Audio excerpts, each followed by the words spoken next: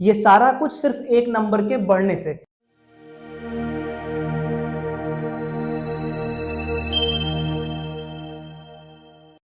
Hello everyone, this is Rajat Manchanda and welcome to the learning tree. आज हम लोग समझेंगे आरबीआई के 5 सबसे पावरफुल टूल्स जो सुनने में आपस में बहुत कंफ्यूजिंग लगते हैं, लेकिन इसकी रेलेवेंस हर जगह पे है। तो आइए स्टार्ट करते हैं आरबीआई के फर्स्ट टूल के साथ, that is repo rate. Repo rate आपने कई जगह पर सुना होगा। रेपो रेट को वैसे तो हम लोग रीपर्चेज ऑप्शन बोलते हैं, बट इसकी फुल फॉर्म जानना उतना इंपॉर्टेंट नहीं है। ये होता क्या है ये समझना पड़ेगा। तो इसके लिए मैंने यहाँ पे एक एग्जाम्पल लिया है। अज्यूम करिए ये आरबीआई है और यहाँ पे कई सारे कमर्शियल बैंक हैं। कमर्शियल बैंक्स का काम होता है पब्लिक का पैसा डिपॉजिट करना और जरूरत पड़ने पे पब्लिक को लोन देना। तो जब कमर्शियल बैंक पब्लिक को लोन देते हैं तो सिचुएशन ऐसी हो सकती है कि कमर्शियल बैंक को भी पैसे की जरूरत पड़े, और जब कमर्शियल बैंक को पैसे की जरूरत पड़ती है तो वो कहां जाता है? वो जाता है बैंकर्स बैंक के पास। और बैंकर्स बैंक कौन है? आरबीआई। इसे हम लोग बोलते हैं सेंट्रल बैंक ऑफ कंट्री।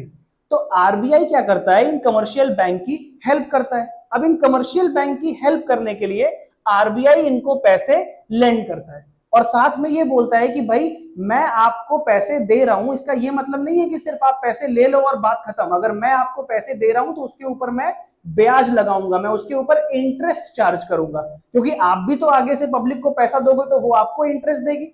तो मैं भी अगर आपको पैसे दे रहा हूं, यानी कि आरबीआई अगर कमर्शियल बैंक को पैसे दे रहा है तो वो उसके ऊपर लेगा इंटरेस्ट। तो जिस इंटरेस्ट रेट से आरबीआई कमर्शियल बैंक को पैसे देता है उधार पे, उस रेट को हम लोग बोलते हैं रेपो रेट। कह लो इंटरेस्ट। तो ये जो रेपो रेट है इसका मतलब हुआ कि जब आरबीआई कमर्शियल बैंक को पैसे देगा, कब? जब कमर्शियल बैंकों को पैसे की जरूरत पड़ती है, और जिस रेट से दे रहा है उसको हम लोग बोलेंगे रेपो रेट। ये रेपो रेट लगभग साल में 4 बार रिवाइज किया जाता है। कभी कभी तो 4 बार से ज्यादा भी हो जाता है, बट मोस्टली 4 बार रिवाइज किया जाएगा।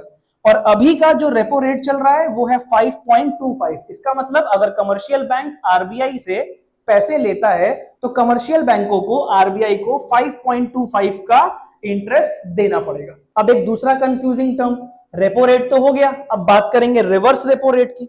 देखो नाम से ही क्लियर है, अगर रेपो रेट में कमर्शियल बैंक पैसे मांग रहा है आरबीआई से तो इसको रिवर्स कर देते हैं। तो आप बोलोगे अच्छा अच्छा सर, इसका मतलब जब आरबीआई को पैसे की जरूरत पड़ेगी तो वो कमर्शियल बैंक से पैसे मांगेगा। बिल्कुल नहीं। पहली बात तो आरबीआई को पैसे की जरूरत नहीं पड़ती, आरबीआई के पास खुद ही पैसे हैं, वो खुद ही नोट छापता है, तो उसे पैसे की जरूरत नहीं पड़ती। होता क्या है कि ये जो कमर्शियल बैंक है ये चाहते हैं कि अगर मेरा पैसा यूज में नहीं है, सर्कुलेशन में नहीं है, अभी लोन के तौर पे हम उसको नहीं बांट रहे हैं, पब्लिक वो पैसा लेने नहीं आ रही है, तो उस पैसे को अपने पास रखने से बेहतर है हम आरबीआई के पास पार्क कर दें, आरबीआई को दे दें। इससे क्या होगा कि आरबीआई उसके ऊपर हमें इंटरेस्ट देगा। तो अब जब कमर्शियल बैंक अपने पैसे आरबीआई के पास रखवाता है उसे हम लोग बोलते हैं रिवर्स रेपो रेट। तो यहाँ पे है, ये आरबीआई है, यहाँ पे कमर्शियल बैंक है। तो कमर्शियल बैंक क्या कर रहे हैं? वो अपनी सेविंग्स को, अपने पैसे को आरबीआई के पास पार्क कर रहे हैं, रखवा रहे हैं, और आरबीआई उसके ऊपर इन्हें क्या देगा? एक इंटरेस्ट रेट जो कि है 3.35%। ये करंट है, मैंने बताया ये हमेशा चेंज होता रहता है, तो फिलहाल जो चल रहा है वो 3.35 है। तो ये 3.35 क्या बन जाएगा? Reverse repo rate. तो आसान भाषा में, जब कमर्शियल बैंकों को पैसे की जरूरत पड़े और वो आरबीआई के पास जाए, आरबीआई जिस रेट से कमर्शियल बैंक को पैसे दे, रेपो रेट, और जब कमर्शियल बैंकों के पास पैसे हैं और वो अपने पैसे आरबीआई के पास रखवा रहे हैं, अब आरबीआई कमर्शियल बैंकों को जो इंटरेस्ट दे रहा है वो बन जाएगा रिवर्स रेपो रेट। तो दो चीजें तो क्लियर हो गई। तीसरा अब हम लोग देखते हैं, आगे बढ़ते हैं। अब कमर्शियल बैंकों की जो पैसे की प्रॉब्लम थी वो तो आरबीआई ने सॉल्व कर दी, कमर्शियल बैंकों के पास पैसे आ गए। अब कमर्शियल बैंक क्या करेगा? वो पैसे पब्लिक को लेंड करेगा। भाई पब्लिक तो लोन लेने के लिए उतावली है ना? उसको बाइक खरीदनी हो, कार खरीदनी हो, मोबाइल खरीदना हो, कुछ भी लेना हो, वो हमेशा लोन लेने के लिए आगे रहती है। तो इस केस में कमर्शियल बैंक क्या करता है? वो पब्लिक को लोन देता है और उसके ऊपर चार्ज करता है इंटरेस्ट। और उस इंटरेस्ट रेट को हम लोग दो तरीके से समझ सकते हैं। पहला है बेस रेट और दूसरा है प्राइमरी लेंडिंग रेट, पीएलआर। ये सारे बहुत ही इंपॉर्टेंट और माइन्यूट क्वेश्चन है जो पूछे जाते हैं। बेस रेट में क्या लिखा है? Regular and favourite customer. होता क्या है ना कि बैंकों के कुछ बहुत रेगुलर कस्टमर होते हैं जिनका बहुत ज्यादा ट्रांजैक्शन बैंकों के साथ होता है, उनका पैसा जमा हो रहा है, निकाला जा रहा है, बड़े अमाउंट का लोन ले रहे हैं। तो ऐसे जो कस्टमर होते हैं वो बैंकों के फेवरेट कस्टमर्स होते हैं। तो अपने फेवरेट कस्टमर्स को, रेगुलर कस्टमर्स को जब बैंक लोन देता है तो वो किस रेट से देता है? वो बेस रेट से देता है। तो अब बोलोगे सर इंटरेस्ट रेट तो वही है, बेस बोल लो या प्राइमरी लेंडिंग रेट बोल लो, नहीं, दोनों में फर्क होता है। बेस रेट जो होता है वो थोड़ा सा कम होगा as compared to primary lending rate. क्यों? क्योंकि ये आपके पुराने कस्टमर्स है, ये आपसे जुड़े हुए हैं। होता है ना, दुकानदार अपने पुराने कस्टमर्स को थोड़ा सा ज्यादा डिस्काउंट देता है, तो वैसे ही बैंक है। तो जब बैंक अपने पुराने कस्टमर्स को लोन देते हैं तो वो थोड़े से डिस्काउंटेड रेट पे देते हैं, उसे हम लोग बोलते हैं बेस रेट। उसी के बाद अगर हम प्राइमरी लेंडिंग रेट की बात करें तो ये है तो वही कि जो कमर्शियल बैंक कस्टमर से चार्ज कर रहा है, लेकिन ये किन कस्टमर से चार्ज करता है? जो इनके नए कस्टमर होते हैं, जिनका भरोसा अभी बैंकों के ऊपर बहुत ज्यादा नहीं बना है। अब सोचो कि आपने अपने अकाउंट में 2,000 रुपए रखा है और आप 10 लाख रुपए का लोन लेने चले गए, तो उस केस में तो बैंक आपको नहीं लोन देगा ना। तो बहुत सारी जांच पड़ताल करने के बाद ही बैंक आपको लोन देता है। तो नए नए कस्टमर्स को जो लोन दिया जा रहा है that is primary lending rate, और जो उनके फेवरेट कस्टमर्स हैं उनको लोन दिया जा रहा है दैट इज बेस रेट। तो आई होप यहां तक की बातें क्लियर हो गई। अब आखिरी में क्या बचता है? Margin standing facility.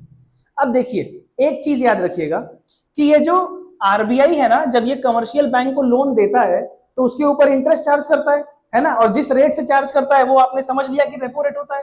तो ये जो रेपो रेट है ये 2 दिन से 14 दिन के लिए होता है। मैक्सिमम 14 दिन तक आप इस पैसे को रख सकते हो और 14 दिन के बाद कमर्शियल बैंकों को ये पैसा आरबीआई को लौटाना होगा। कभी कभी क्या होता है कि बैंकों को ओवरनाइट पैसे की जरूरत पड़ती है, उनको सिर्फ एक रात के लिए पैसा चाहिए, है ना, 24 घंटे के लिए पैसा चाहिए।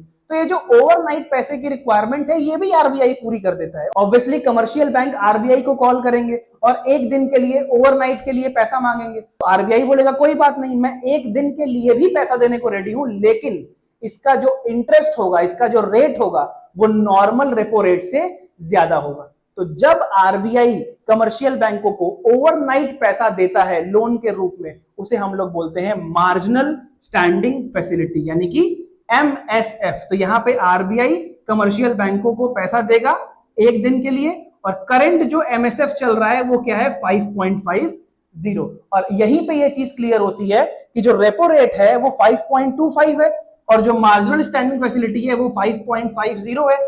0.25 एमएसएफ ज्यादा है। क्यों? क्योंकि ये एक इमरजेंसी मनी है। आपने रातों रात आरबीआई को कॉल किया और उसने आपकी मदद की, तो वो आपसे जो इंटरेस्ट लेगा वो रेपो रेट के कंपैरिजन में ज्यादा होगा। आई होप आपको ये पांचों टर्म समझ में आए होंगे। स्टिल अगर आपका इससे संबंधित कोई भी डाउट है तो वो आप मेरे से कमेंट सेक्शन में पूछ सकते हो। मिलते हैं नेक्स्ट सन पे, तब तक के लिए बाय बाय, टेक केयर।